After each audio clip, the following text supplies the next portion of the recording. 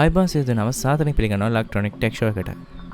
ඉතින් මම අද සූදානම් වෙන්නේ Samsung 980 Pro NVMe M.2 SSD එකේ unboxing වීඩියෝ එකක් ඔයාලන්ට අරගෙන එන්න. ඉතින් මම මේ SSD එක ගත්තේ Nanotech එකෙන්. මේක 20500ක් වුණා.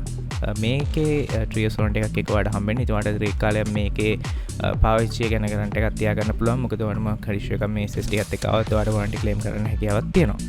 ඉතින් මේ SSD එක ගැන කිව්වොත් එහෙම මේක NVMe M.2 SSD එකක්. මේක Gen 4 SSD එකක්. ඒක හින්දා මේකේ ස්පීඩ් එක සාමාන්‍ය අපි Generation 3 SSD එකට වඩා වැඩි අපි කොමලි යූස් කරන.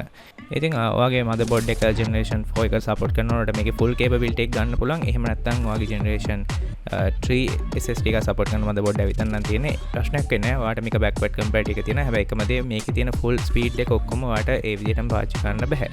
ඉතින් එතනට හොඳම වැඩි තමයි මේකේ තියෙන 980 Pro නැතුව තියෙන version එකක් තියෙනවා. ඒක Gen 3 ඒ version එක ගන්න පුළුවන්. ඒක මිටඩි ගන්න අඩුයි. ඒ වගේම මේ quality එක මේකෙත් තියෙනවා.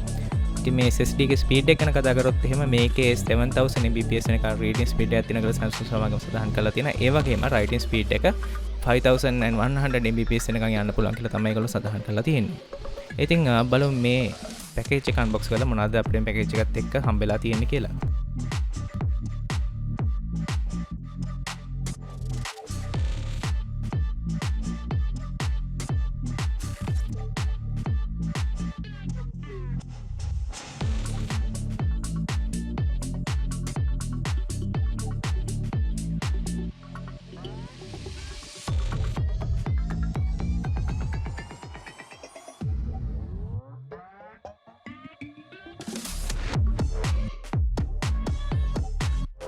ඉතින් මේක තමයි SSD එක. ඉතින් ඔයාලට පේනවා ඉතින් මේක හොඳට පැකේජ් කරලා තිබ්බේ.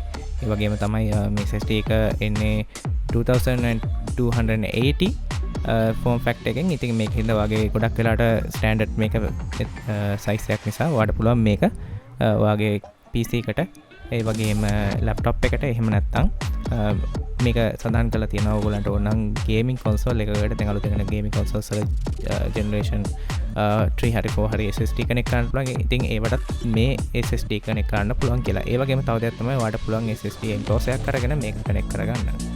ඉතින් අපි බලමු මේ පැකේජ් එකත් එක්ක තාම මොනවා හරි අපිට හම්බෙලා තියෙනවද කියලා.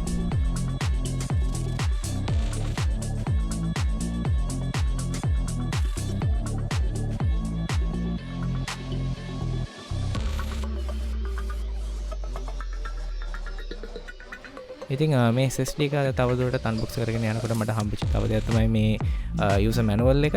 ඉතින් මේකේ තියෙනවා ගොඩක් විස්තර ඔයගොල්ලෝ කොහොමද මේක install කරගන්නේ, මේකේ warranty status, ඒ වගේම මේකේ තව දෙයක් තමයි ඔයාලට මේක install කරගන්න හැටි ගැන information හොඳට මේකේ දාලා තියෙනවා. නැත්නම් ඔයාගේ laptop එකට, ඔයාගේ computer එකට, ඒ වගේම ඔයාලට වෙන SSD enclosure එකක් මේක කනෙක්ට් කරලා යූස් කරන්න ඕන නම් ඒක කොහොමද කරන්නේ, ඒ වගේම තමයි කන්සෝල් එකකට සෙට් කරගන්න විදිය, තව මේ වගේම මේකේ ඇඩිෂනල් ඉන්ෆර්මේෂන් තියෙනවා කොහොමද මේකට හීට් සින්ක් එකක් ඉන්ස්ටෝල් කරගන්න කියලා.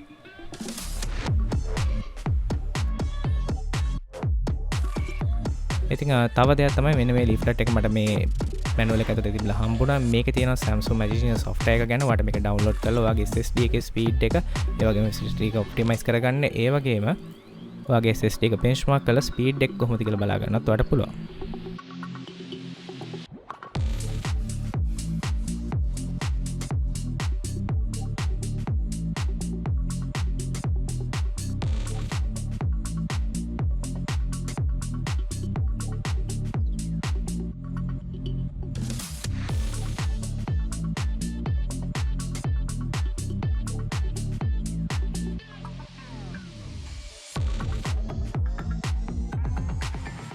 ඉතින් ඊළඟට මම පොඩ්ඩක් ඔයාලට පෙන්නන්න මේකේ මේ Samsung Magician software එක කොහොමද යූස් කරන්නේ, මොනවද මේකේ තියෙන වැදගත්කම කියලා. ඉතින් ඔයාලට පේනවා ඉතින් මේකේ ඔයාලට සාමාන්‍ය වගේ SSD එකේ status එක, health එක කොහොමද කියලා බලා ගන්න පුළුවන්. ඒ වගේම ඔයාලට මේකේ performance මොන වගේ දෙන්නේ කියලා බලා ගන්න පුළුවන්. reading and writing speed එක currently දැන් තියෙන. ඒ වගේම ඔයාලට පුළුවන් device details වලට ගිහින් ඉවරලා මේක දැන්ට issue එකක් compatibility issue එකක් මොනවා හරි තියනවාද ඔයාගේ PC එකේ. ඒ වගේම ඔයාලට මේක benchmark කරලා බලන්න පුළුවන් ඔයාගේ උපරිම speed එක කීයද යන්නේ කියලා. මොකද ඔයාගේ PC එකේ තියෙන specs අනුව ඔයාගේ speed එක, ඒ වගේම ඔයාගේ generation port එක, තව මේ වගේ දේවල් අනුව ඔයාගේ speed එක වෙනස් වෙන්න පුළුවන්. ඉතින් ඔයාලට මෙතනින් බලන්න පුළුවන්. ඊට පස්සේ තව දෙයක් තමයි මෙන්න මේක තියෙන මේ performance optimization කියන එක. ඔයාලට පුළුවන් මේක full performance mode එකට දාන්නද, standard ද, power saving mode ද, මතවට මේ ෆෝමස් කස්ටමයිස් කරලා දාන්න පුළුවන්. මේකේ තියෙන ඕවර් ප්‍රොවිෂනින් කියලා සෙටින් එකක් මේක ගොඩක් වැදගත් වෙනවා. ගොඩක් කාලයක් වගේ SSD එක පාවිච්චි කරන්න ඕන නම් ඒ වගේම තමයි ඔයාලට මේකේ පවර් එක කොච්චර යන්න ඕනද මේක ස්ලීප් වෙන්න දෙන්න ඕනද නැද්ද කියන එක ඔයාලට මෙතන ඩිසයිඩ් කරන්න පුළුවන්.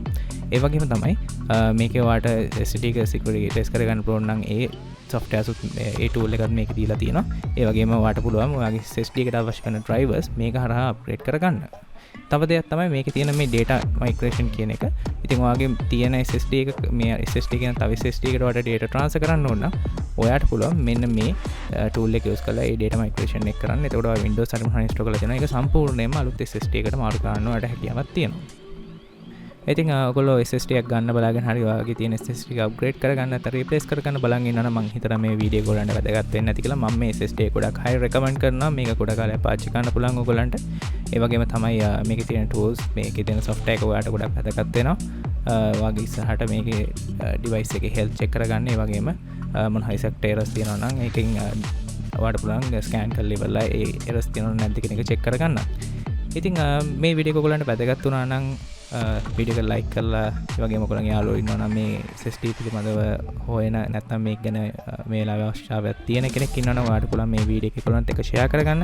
ඒ වගේම ඔයගොල්ලන්ට තියෙන issues මේ SSD ගැන මොනවා ප්‍රශ්න තියෙනවා ඔයගොල්ලන්ට පුළුවන් කමෙන්ට් කරන්න මම ඔයගොල්ලන්ට reply කරනවා. ඉතින් එහෙනම් තවත් මේ වගේම අලුත් වීඩියෝ එකකින් අගින් දවසක හම්බෙමු.